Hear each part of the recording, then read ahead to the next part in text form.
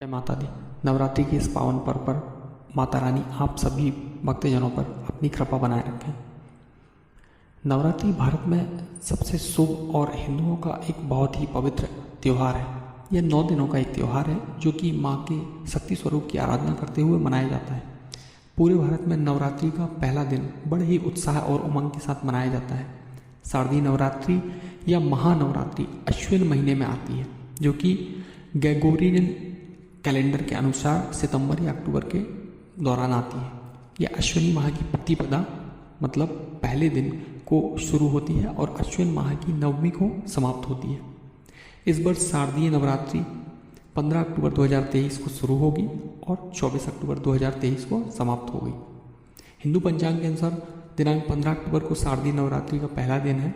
इस दिन माँ दुर्गा की प्रथम स्वरूप माँ शैलपुत्री की पूजा अर्चना की जाती है।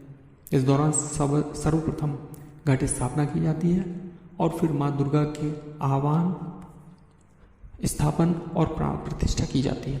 तदुपरांत माँ शैलपुत्री की पूजा की जाती है। आइए जानते हैं पहले दिन माँ शैलपुत्री की पूजा, विधि, मंत्र और भोग के बारे में। कलश स्थापना का शुभ मुहूर्त। ज्योतिष शास्त्र के अनुसार कलश स्थापना हमेशा अभिजीत मुहूर्त और प्रतिपदा तिथि में ही करना चाहिए। इस बार 15 अक्टूबर को अभिजीत मुहूर्त प्रातः 11:38 से शुरू हो रहा है और दोपहर 12:23 तक रहेगा। इसके उपरांत 12:24 में वैधृति योग शुरू हो जाएगा। ऐसे में इस बार शारदीय नवरात्रि में कलश स्थापना के लिए मात्र 45 मिनट का ही शुभ मुहूर्त है। माँ शैलपुत्री की पूजन और शुभ मुहूर्त।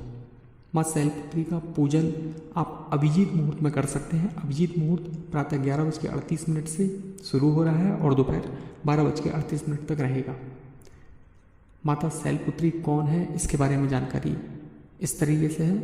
राजा दक्ष की पुत्री देवी सती का पुनर्जन्म शैलपुत्री अर्थात हिमालय की पुत्री के रूप में हुआ था।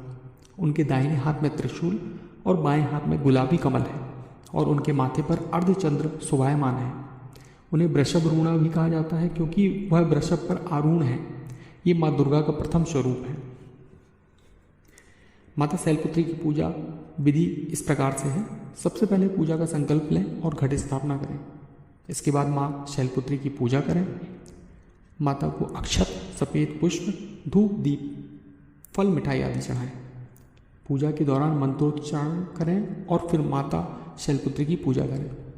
पूजा करने के बाद घी के दीपक से माँ शैलपुत्री की पूरी श्रद्धा से साथ आरती करें। पूजा समाप्त होने के बाद माँ शैलपुत्री से क्षमा याचना मांगें। उसके बाद मनोकामना पूर्ति के लिए प्रार्थना करें। माता को इन चीज़ों का हम भोग लगाते हैं। माता शैलपुत्री को दूध से बनी हुई मिठाई का भोग अवश्य लगाएं। इसके अलावा घी के गाय के घी का भी भोग लगाया जाता है।